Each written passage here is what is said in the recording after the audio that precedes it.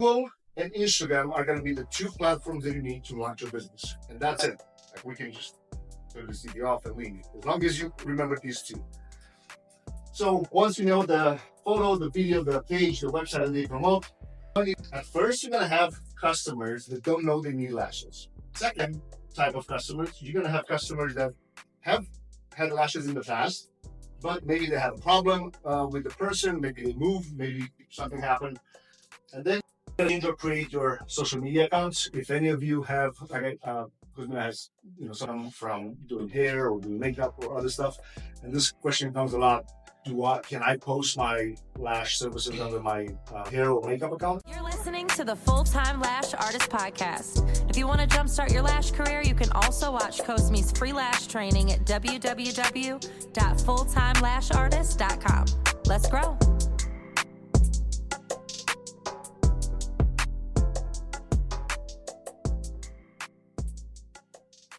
Number one secret, in my opinion, is you need leads in order to make sales, you need customers, but the customers don't just magically show up. You need to have people to talk to and then convert them into sales, right? So this is a saying online, like leads are the lifeblood of your lash business. And then if we have enough time, I'll show you a little bit on the things that we did to create an actual brand, because building a business is great, but if you build a brand, you'll not compete with anyone. Competition, we all know, doesn't matter, especially in the beauty industry, but in any industry, if you don't have a brand, you just compete with everybody else.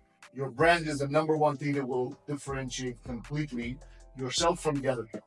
And then how to become omnipresent. So you don't have to reinvent the wheel.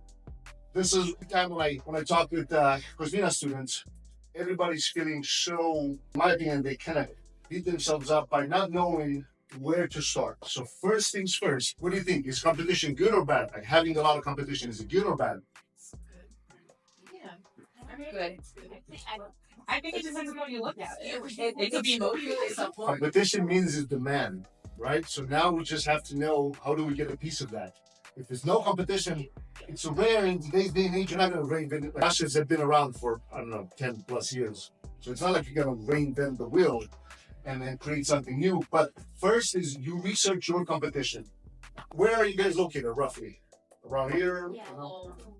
Yeah, so you'll go into your city, because if we do a search now on my phone, the things that I'll see here, if I type in, like in this example, I said lash extension online course. So this is the exact research that we did when we launched her online course.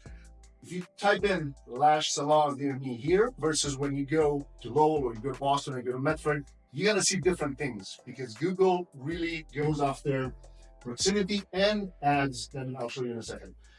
Then once you identify your top 5 competitors, in case you didn't know, you can go to facebook.com/ads/library and type in their name, and you'll see all of their promotions. Absolutely every single ad that they're running, you'll be able to find them.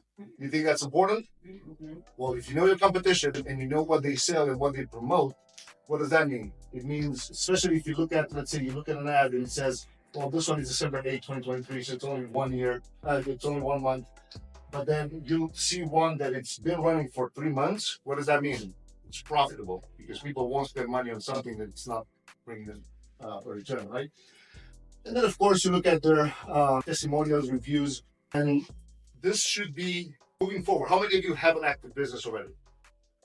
So all of you are starting out. So for a while, you might have to offer your services for free.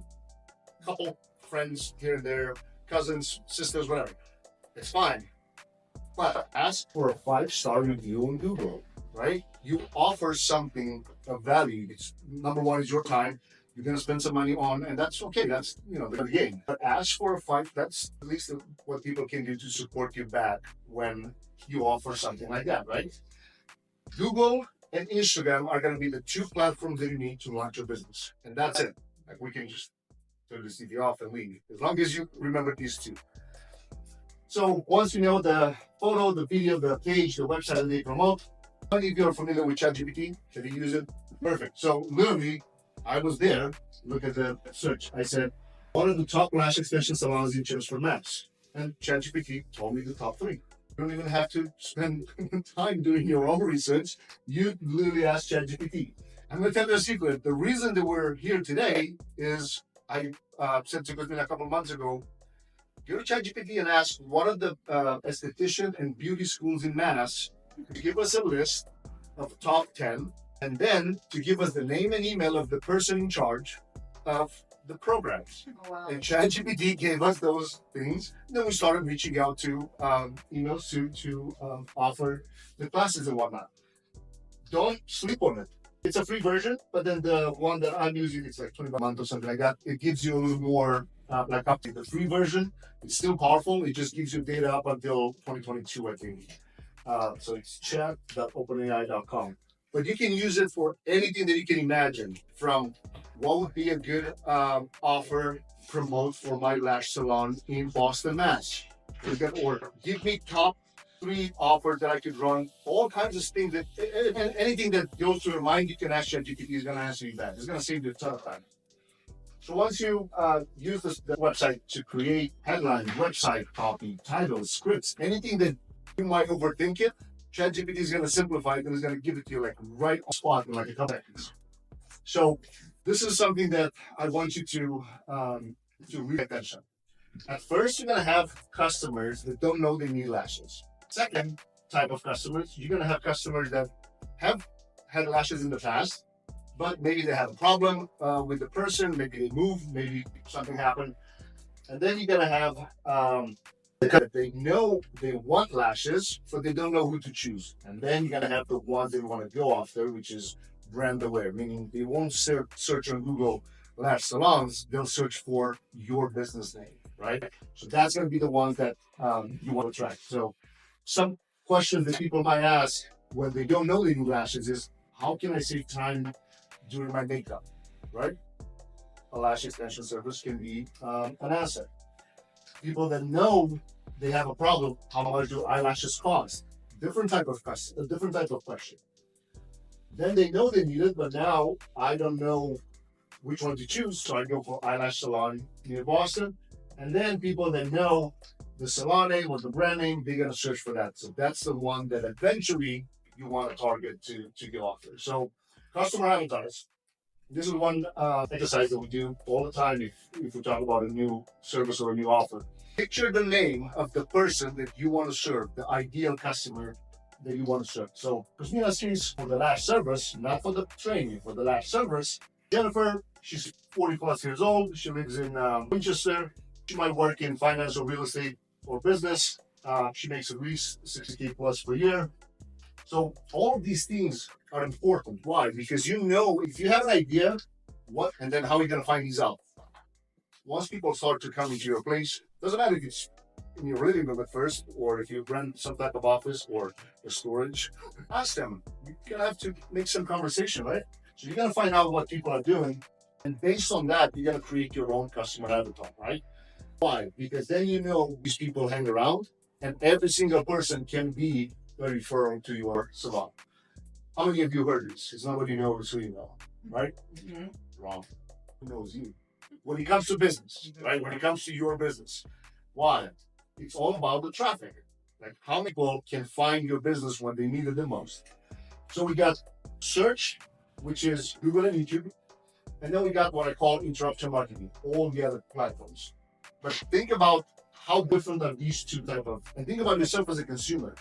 If you need, let's say your bathroom explodes tonight, pipe burst, whatever. You go to Google and search for plumbers near me. First one that pops up, you're gonna click on it. You're gonna click on his phone number, call, ask them to come and fix your stuff.